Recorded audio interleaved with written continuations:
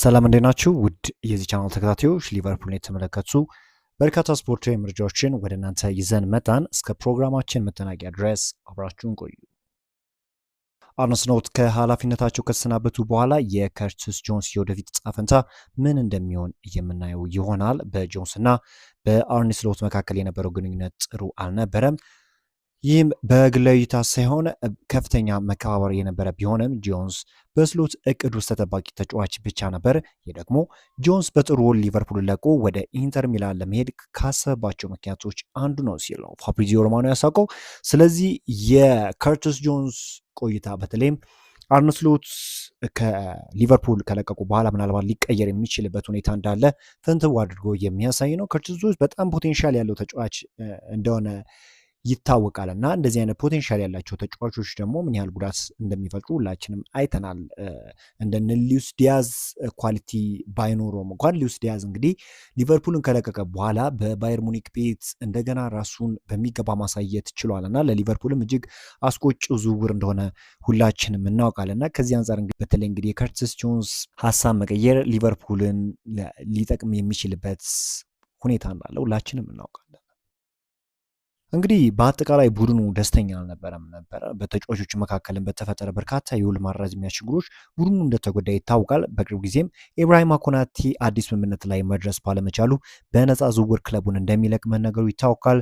ጆን ሂቲንጋ በተጫዋቾችና በአሰልጣኝ ቡድኑ መካከል እንደ መካከለኛ ሰው ይታይ ነበር። የሱ ሚና አጋኖ ለመግለጽ አይደለም። ነገር ግን ይህ ጉዳይ በተደጋጋሚ መነሳቱ በአንድ ወቅት የነበሩ ችግሮች እሱ ሊፈታቸው ይችል ነበር የሚል እምነትም በአንዳንድ ወገኖች ዘንድ እንዳለ ያሳያል ሲል ፖል ጆይስ ዘግቧል።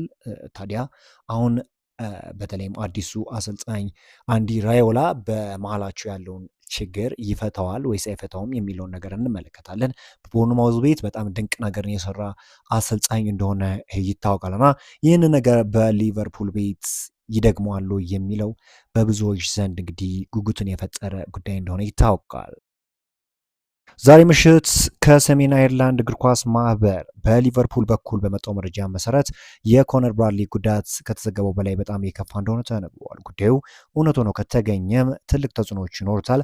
አዲስ የሊቨርፑሉ ዋና አሰልጣኝ ሆኖ የሚመጣው ማንኛውም ሰው ቢሆን አሁን ላይ የቀኝ መስመር ተከላካይ ተጫዋች ማስፈረም ትልቅ ቅድሚያ የሚሰጠው ጉዳይ ነው ተብሏል። እንግዲህ በተለይ አንዲ ራዮላ የሚታወቁት ስማቸው የገነነ ብቻ ሳይሆን እንግዲህ በቦርንማውዝ ቤት በርካታ ወሳኝ የሚባሉ ተጫዋቾችን ሸኝቶ እንኳን በሚገባ በዘንድሮ የውድድር ዓመት በጣም ድንቅ ግስጋሴን ማሳየት የቻሉ አሰልጣኝ እንደሆኑ ይታወቃሉ እና በሊቨርፑል ቤትም ይህንን ነገር ይደግሙታሉ የሚለው ነገር በተለይም እንግዲህ እንደዚህ አይነት ጉዳቶች ሲያጋጥሙ ከአካዳሚም ሊሆኑ ይችላል እንግዲህ በአነስተኛ ገንዘብ አምጥተው ተጫዋቾችን ኮከብ ማድረግ ይችላሉ የሚለውን ነገር አብረን እናያለን።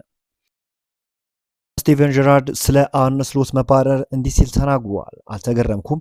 በአርነ ስሎት እጅግ አዝኛለሁ። ምክንያቱም በመጀመሪያ ዓመት አስደናቂ ስራ ሰርቶ ነበረ። ከየርገን ክሎፕ ስልጣኑ መረከብ ከባድ ስራና በቀላሉ የማይሞላ ትልቅ ቦታ ነበር። እሱ ግን ይህንንም ያለምንም እንከን ተወጣው። የፕሪሚየር ሊጉ ዋንጫን ማንሳት በጣም ከባድ እንደሆነ እኔ ከማንኛውም ሰው በላይ አውቃለሁ። ስለዚህ እሱ በመጀመሪያው ዓመት ያንን ማሳካቱ ሊረሳ አይችልም።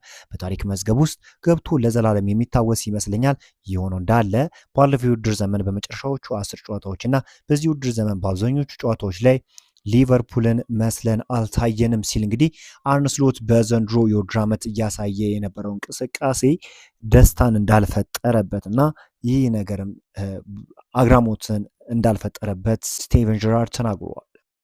አንዲ ራዮላ በቦርንማውዝ ቤት እንግዲህ አሌክስ ስኮት እና እንዲሁም ክሩፒ በጣም ድንቅ ብቃትን ማስመልከት የቻሉ ተጫዋቾች እንደሆኑ ይታወቃሉ እና እነዚህን ተጫዋቾች ይዟቸው የሚመጣበት እድል ሊኖር ይችላል። በተለይ በክረምቱ የዝውውር መስኮት እንደዚህ አይነት በጣም ታለንትድ የሆኑ ተጫዋቾች ምናልባት በሊቨርፑል ቤት ቢመጡ የሚሰጡትን ተጽዕኖ የሚፈጥሩትን ተጽዕኖ እንግዲህ ኤክስፔክት ማድረግ ትችላላችሁ። ምክንያቱም አዲስ አሰልጣኝ ሲዘዋወር በቀድሞ ክለባቸው ሲጫወቱ የነበሩ ተጫዋቾችን አብሮ ይዞ የመምጣት እድል ይኖራቸዋል እና አንዲ ራዮላም ይህንን የሚያደርግበት እድል ይኖራል። በቦርንማውዝ ቤት በጣም ኳሊቲ ያላቸው ተጫዋቾች እንዳሉ ይታወቃል። ይህንን ነገር ያደርገዋሉ የሚለውን ነገር አብረን እንመለከታለን። በክረምቱ የዝውውር መስኮት ግን በርካታ ተጫዋቾች ወደ ሊቨርፑል የሚመጡበት እድል እንዳለ ነው እየተነገረ የሚገኘው። በዛሬው ዕለት እንግዲህ ሊቨርፑልን የተመለከቱ ስፖርታዊ መረጃዎችን ይመስላሉ። አዳዲስ ስፖርታዊ መረጃዎች የሚወጡ ከሆነ ወደ እናንተ ይዘን የምንመጣ ይሆናል። አብራችሁን ስለቆያችሁ ከልብ እናመሰግናለን።